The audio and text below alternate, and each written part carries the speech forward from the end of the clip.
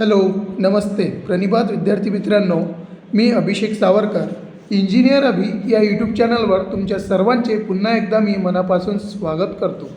तर आजच्या व्हिडिओमध्ये आपण पाहणार आहे डिटेल्स इन्फॉर्मेशन HPCL रिक्रुटमेंट, जे की संपूर्ण भारतासाठी निघालेली आहेत. त्याआधी मी तुम्हाला विचारतोय किंवा सांगतोय व्हॉट इज HPCL काय आहे माहीत आहे का तुम्हाला? मी आशा व्यक्त करतो की तुम्हाला माहीतच असेल. HPCL म्हणजे हिंदुस्तान पेट्रोलियम कॉर्पोरेशन लिमिटेड, त्याला शॉर्टली आपण HPCL म्हणतो. जसे की तुम्ही गाडीत पेट्रोल भरायला जाता किंवा डिझेल भरायला जाता, जेव्हा तुम्ही पेट्रोल पंपवर किंवा डिझेल भरायला जाता पेट्रोल पंपवर, तर तिथं HPCLचं किंवा HPचं असतात, हिंदुस्तान पेट्रोलियम म्हणून.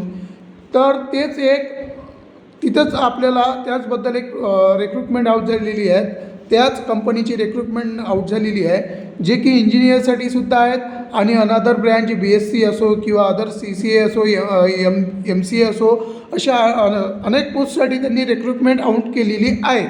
तेच आपल्याला डिटेल्समध्ये बघायचं आहे. आणि HPCL ही कंपनी PSUच्या अंडरटेकिंगमध्ये येते. या कंपनीला हलक्यात घेऊ नका. ही कंपनी PSUच्या अंडरमध्ये येते आणि तुमचं ॲज अ फ्रेशर असतानाच तुमचं जे ॲन्युअल पॅकेज राहतं, CTC राहतो, तो तुमचा 7 ते तिकडे 7च्या अबूच असतो. 5च्या अबू तर असतोच एक्झिक्युटिव्हला किंवा ज्युनियर एक्झिक्युटिव्हलाच असतो 5चा. जर तुम्ही ॲज अ इंजिनियर म्हणून लागला तिथं, तर तुमचा CTC जो आहे ॲन्युअलचा, तो 7 लाखाच्या जास्तच असतो. वार्षिक ॲन्युअल उत्पन्न तुमचं वार्षिक उत्पन्न हे 7 लाखाच्या वरच धरले जातो. म्हणजे मिळतोच तुम्हाला तेवढे पैसे. आणि त्यानंतर त्यांचे इन्शुरन्स असतात, PF वगैरे असतात, त्यानंतर टॅक्सेस असतात. या सर्व गोष्टी मिळून तुमचा जो आहे तो खूप होतो. 7 ते 8 लाखापर्यंत तुमचं पॅकेज जातो इयरली. तर आपल्याला त्याचबद्दल सांगायचं आहे. ही रिक्रुटमेंट ऑल ओव्हर इंडियासाठी आहे आणि त्यासाठी 700 प्लस काहीतरी जागा काढलेल्या आहेत त्यांनी. मी फक्त व्हिडिओमध्ये आपल्याचबद्दल कोणत्या जागा आहेत इंजिनियरसाठी, कोअर ब्रँच जे आहेत इलेक्ट्रिकल, मेकॅनिकल आणि सिव्हिल, आणि त्यानंतर एक ब्रँच इथं आणखी अलाउ केली त्यांनी, केमिकल ब्रँच. या ज्या 4-5 ब्रँच आहेत या ब्रँचबद्दलच बोलणार. आणि बाकीच्या ज्या जागा आहेत त्या जागांसाठी काही एक्सपिरियन्ससुद्धा त्यांनी मागितला आहे, जसा की 6 वर्षाचा, 2 वर्षाचा. आणि तो एक्सपिरियन्स कोणता काउंट करणार? तो फक्त HPCLचाच एक्सपिरियन्स काउंट करणार ती कंपनी. त्यामुळे तुम्ही जर फ्रेशर असाल, म्हणजे तुम्ही इकडे जर अनदर प्रायव्हेट कंपनीमध्ये जॉब केला आणि हा फॉर्म जर भरत असाल, तर तुम्ही तिथं फ्रेशरच आहात. त्यामुळे तुम्ही एक्सपिरियन्सच्या पोस्टसाठी फॉर्म भरू शकणार नाहीत. तुम्हाला सुरुवात इथूनच करावं लागेल. ज्युनियर एक्झिक्युटिव्ह असिस्टंट किंवा ज्युनियर एक्झिक्युटिव्ह किंवा इंजिनियर, ह्या ज्या पोस्ट आहेत यासाठी तुम्हाला अप्लाय करता येणार. इथून तुमची प्रगती होणार, इथून तुमचं तिकडे प्रमोशन होणार. आणि ज्या बाकीच्या जागा दिसतो त्या सर्व एक्सपिरियन्सवाल्यांसाठी आहेत. तर तुम्हाला सांगू इच्छितो, याचं जे हेडक्वार्टर आहेत या हिंदुस्तान पेट्रोलियम कॉर्पोरेशन लिमिटेडचं जे हेडक्वार्टर आहे ते मुंबईला आहेत. आणि ही खूप जुनी कंपनी आहे. जवळपास 73 वर्षापेक्षा जास्त झालेले आहेत या कंपनीला फाउंडेड होऊन. हिची जी स्थापना झाली होती, जे फाउंडेड झाली होती ही कंपनी 5 जुलै 1952 ही स्थापन झाली होती. तेव्हापासून आज हिला 73 ते 74 वर्षे पूर्ण होतं. आणि 2026 त्यांनी काही रिक्रुटमेंट आउट काढलेली आहेत 700 प्लस जागांसाठी. तेच आपल्याला पाहायचे आहेत. जर यासाठी डिग्रीवाल्यांसाठी खूप जागा आहेत, डिग्री, डिप्लोमावाल्यासाठी तर खूपच जागा आहेत. विशेष करून जे विद्यार्थी ज्यांचा डिप्लोमा हा मेकॅनिकलमधून झालेला आहे, महाराष्ट्राच्या विद्यार्थ्यांसाठी भरपूर जागा आहेत. मेकॅनिकलच्या डिप्लोमा केलेल्या विद्यार्थ्यांसाठी महाराष्ट्रामध्ये भरपूर जागा आहेत. तर अनेक जागा आहेत ॲज कम्पेअर टू सिव्हिल आणि इलेक्ट्रिकल और केमिकल. तीनही ब्रँचपेक्षा मेकॅनिकलला जास्त जागा आहेत. नंतर बोलतो इलेक्ट्रिकलचं. इलेक्ट्रिकलमध्ये डिग्रीवाल्या स्टुडंटसाठी ज्यांनी 4 वर्षाची किंवा 3 वर्षाची डिग्री केलेली आहे आफ्टर डिप्लोमा आणि 4 वर्षाचा रेग्युलर डिग्री, तर यांच्यासाठी महाराष्ट्रामध्ये फक्त 37 जागा आहेत इलेक्ट्रिकलच्या विद्यार्थ्यांसाठी महाराष्ट्रामध्ये. अदर स्टेटचे असाल तर नक्की मला कमेंट्समध्ये सांगा, मी ते सुद्धा सांगेल तुम्हाला पुढे. तर मेकॅनिकलसाठी सर्वात जास्त, तर इलेक्ट्रिकलसाठी मध्यमवर्गीयमध्ये त्यांनी जागा काढलेल्या आहेत. तर पहिली जी पोस्ट आहे यामध्ये ती आहे ज्युनियर एक्झिक्युटिव्ह असिस्टंट्स. यासाठी फक्त 10 जागा आहेत आणि त्यामध्ये सुद्धा कॅटेगरीज वाईज त्यांनी जागा त्यांना स्लॉटेड करावा लागतो किंवा डिवायडेड करावा लागतो. तर यामध्ये आपलं OBC किंवा ओपनवाल्यांचं फार कमी शक्यता असते. 1-2च पोस्ट राहिल्या तर राहिल्या. आणि त्यानंतर आहे ज्युनियर एक्झिक्युटिव्ह. यासाठी भरपूर जागा आहे, विशेष करून मेकॅनिकलच्या विद्यार्थ्यांसाठी तर भरपूर जागा आहेत. यासाठी तुमचं जे क्वालिफिकेशन लागतो हे इंजिनिअरिंग डिप्लोमा असायला हवा तुमच्याजवळ. इंजिनिअरिंगचा डिप्लोमा असायला पाहिजे हवा. तो फक्त 4 ब्रँचमधून केमिकल, सिव्हिल, इलेक्ट्रिकल आणि मेकॅनिकल या 4 ब्रँचमधून तुमच्याजवळ डिप्लोमा असायला पाहिजे इंजिनिअरिंगचा. जे या अगोदरची जी पोस्ट सांगितली होती मी ज्युनियर एक्झिक्युटिव्ह असिस्टंट यासाठी फक्त 10 जागा आहे आणि यासाठी तुमची डिग्री असायला पाहिजे. ते कोणत्याही शाखेतून किंवा कोणत्याही ब्रँचमधून चालते. आणि ज्युनियर एक्झिक्युटिव्ह यासाठी ज्या 4 ब्रँच सांगितल्या यापेक्षा आणखी त्यासाठी क्वालिफिकेशन त्यांनी अलाउ केलेलं आहे. जसं BSc केमिस्ट्री किंवा BBA किंवा BBA ऑनर्स, त्यानंतर BMS प्लस HRR किंवा फायर सेफ्टी डिप्लोमा. हे जे सर्व कोर्स सांगितले हे जरी कोर्स कोणी पूर्ण केलेले असेल तो सुद्धा विद्यार्थी किंवा फ्रेशर या कोर्ससाठी अप्लाय करू शकतो. आणि राहिला प्रश्न जे विद्यार्थी फायनल इयरला आहेत किंवा त्यांचं आता फायनल इयर कंप्लीट होतं आहे ते सुद्धा यासाठी अप्लाय करू शकते. आणि हे PSUच्या अंडरमध्ये ते कंपनी एक महारत्न म्हणून ओळखले जाणारी ही एक सर्वात मोठी कंपनी आहे. हिचं पॅकेजसुद्धा खूप आहेत. ॲन्युअल सॅलरी, मंथली सॅलरी ही खूप मोठी असते. त्यानंतरची पोस्ट आहेत इंजिनियर. त्यानंतरची पोस्ट आहेत इंजिनियरच्या जागा ज्या आहेत पूर्ण इंडियासाठी 141 जागा आहेत. त्यामध्ये महाराष्ट्रासाठी फक्त मला वाटते इलेक्ट्रिकल ब्रँचसाठी फक्त 37 जागा येते. जर तुम्हाला डिटेल्स नोटिफिकेशन लागलं कोणत्या स्टेटसाठी किती जागा आहे आणि कोणत्या ब्रँचसाठी किती जागा आहे तर यासाठी PDF डाउनलोड करा. सरळ हिंदुस्तान पेट्रोलियम कॉर्पोरेशन लिमिटेडवर जा, वेबसाईट सर्च करा गुगलवर आणि ते जाहिरात ओपन करून पहा. तुम्हाला त्यामध्ये डिटेल्स इन्फॉर्मेशन मिळेल कोणत्या कॅटेगरीसाठी किती जागा आहेत आणि तुम्हाला पेपर पॅटर्न कसा असेल, त्याचा एक्झाम कधी कंडक्ट केल्या जाईल, कोण कंडक्ट करते, ह्या सर्व गोष्टीची त्यामध्ये इन्फॉर्मेशन दिलेली असते.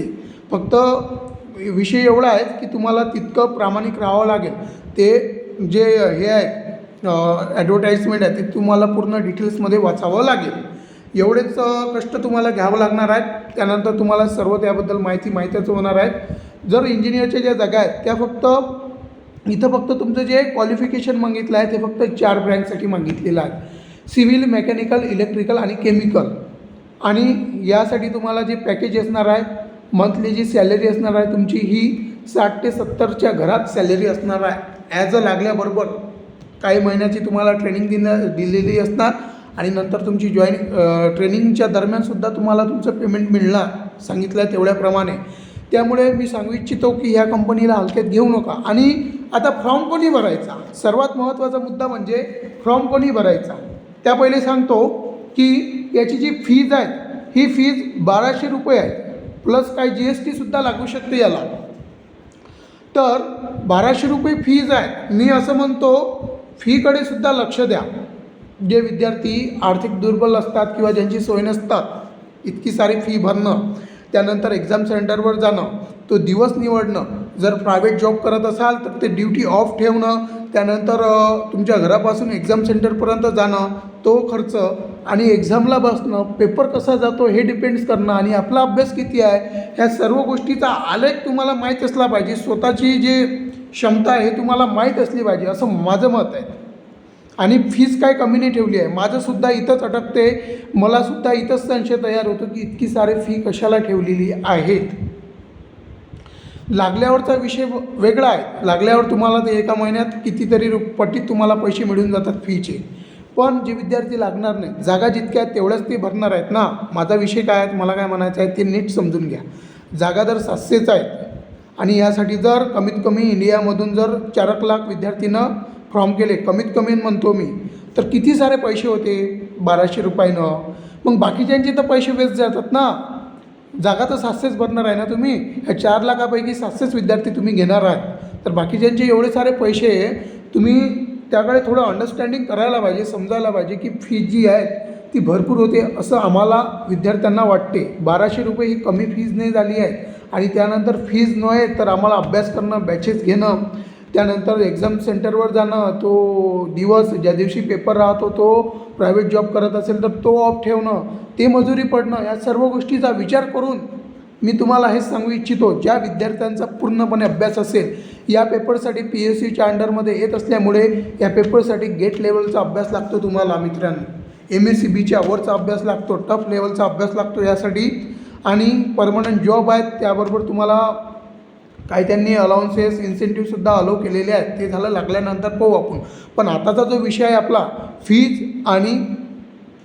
फीज आणि तुम्हाला भरायचा आहे की नाही भरायचा, तर मी असं ॲडवाईस देणार किंवा सजेशन देणार, ज्या विद्यार्थ्याचा रेग्युलर अभ्यास चालू आहेत किंवा सुरू आहेत, ज्यांनी बॅचेस घेतलेले आहेत, अशा विद्यार्थ्यांनी नक्की पेपर द्या. फीजकडे पाहू नका, जरी असली 1200 तरी पाहू नका. मी म्हटलं ते अगोदर सांगितलं आणि बोलायलासुद्धा पाहिजे. पण महाराष्ट्रासाठीच तुम्ही अप्लाय करसाल, महाराष्ट्राच्या बाहेर तर तुम्ही जाणार नाही, कारण की महाराष्ट्रामध्येच सर्वात जास्त जागा आहेत, महाराष्ट्रामध्येच लोकसंख्या जास्त असल्यामुळे महाराष्ट्रामध्येच याची सर्वात जास्त वॅकन्सी आहेत या रिक्रुटमेंटची, म्हणून तुम्ही महाराष्ट्रामध्येच भरसाल. बाहेरच्या स्टेटची सुद्धा महाराष्ट्रामध्येच प्रेफरन्स करेल, कारण की जागा जास्त असल्यामुळे. तर आता यामध्ये भरा का, जर तुमचा टफमध्ये अभ्यास सुरू असेल तरच तुम्ही या वॅकन्सीला किंवा रिक्रुटमेंटला प्रेफरन्स द्या, असं माझं सेल्फ ओपिनियन असणार तुम्हा सर्व विद्यार्थ्यांना किंवा मित्रमंडळीला. फालतू जर अभ्यास नसेल किंवा चालू असेल, जर तुम्हाला द्यायचाच असेल किंवा पैशाची कमीच नसेल, जर तुम्हाला अनुभवासाठी द्यायचा असेल तर तुम्ही नक्की जाऊ शकता किंवा देऊ शकता. प्रत्येकाची एक अट असतात किंवा प्रत्येकाचं एक ओपिनियन असतात, त्या माइंडसेटमध्ये त्यांचे विचार पटले किंवा त्यांचा जो आलेख पटला किंवा त्यांची जी वैचारिक शैली पटली, तर तो नक्कीच त्यांच्या परिस्थितीनुसार त्यांच्या कुवतीप्रमाणे ते अटेम्प्ट देतात किंवा त्यांच्या मनाप्रमाणे ते कार्य करतात किंवा कृती करतात. तर हे जे होतं हे सर्व HPCLबद्दल होतं. त्यानंतर मी आशा करतो की तुम्ही या अगोदरसुद्धा HPCL म्हणजेच ह्याच कंपनीनं ॲप्रेंशिपच्यासुद्धा काही जागा काढलेल्या होत्या डिप्लोमा आणि इंजिनिअरिंगच्या पदवीधारकासाठी. तर त्यासाठी माझा नंबर लागलेला आहे. माझं DVसुद्धा 18 तारखेला आहेत. कुठं असणार ते मी झाल्यावर सांगणार. त्यानंतर त्यांनी जे बोलावलं आहे ॲप्रेंशिपसाठी, एका जागेसाठी 5 विद्यार्थी बोलावलेले आहेत DVसाठी. तर आता त्या 114 जागा होत्या फक्त महाराष्ट्रामध्ये ॲप्रेंशिपच्या, आणि त्यामध्ये सुद्धा आता भेटते की नाही भेटत मलासुद्धा एक संशय वाटतो. पण बी पॉझिटिव्ह असल्यामुळे मी तिथे नक्की जाणार. 18 तारखेला आहे माझं ते DV. जर तुमचाही असेल आणि तुम्हीसुद्धा येत असेल किंवा DVला जात असेल तर त्यासाठी कोणतीही SC ST OBC वाल्यांसाठी कास्ट सर्टिफिकेट सेंट्रलची लागत नाहीत. तुमची स्टेटची असली तरी चालतो. आणि त्याबरोबर त्यांनी फॉर्मॅट दिलेला असतो एक, त्यांच्या वेबसाईटवर जायचं, तो फॉर्मॅट डाउनलोड करायचा, डाउनलोड करून त्याची प्रिंट करायची आणि तो भरून जेव्हा तुम्ही DVला जासाल तेव्हा तो तिथे न्यायचा. त्याचसोबत जर तुम्ही OBC नॉन क्रिमिलियरमधून असाल तर तुमच्याजवळ OBCचं नॉन क्रिमिलियर सर्टिफिकेटसुद्धा असायला हवं. ह्या सर्व गोष्टी तुमच्याजवळ असायला हव्या आहेत. जर त्याबद्दल तुम्हाला डिटेल्स इन्फॉर्मेशन लागत असेल DVची तर मला नक्की कमेंट्समध्ये सांगा, मी त्यावरसुद्धा व्हिडिओ बनवणार. मला जीमेल आला, जीमेलमध्ये सर्व डॉक्युमेंट्स रेडी ठेवा किंवा तुम्ही हे डॉक्युमेंट्स घेऊन या असं सर्व जीमेल आला. त्याबरोबर त्याची कोणतीही फी नव्हती. जर तुम्ही भरला असेल तर तुम्हाला माहीत आहे, तो सुद्धा ऑफिशियल साईटवरून भरायचा होता, नॅट्सवरून भरायचा नव्हता. फक्त तिथं नॅट्स ID मागत होते. तर तू भरला असेल तर शुभेच्छा. तर भेटूया आपण नेक्स्ट व्हिडिओमध्ये. धन्यवाद.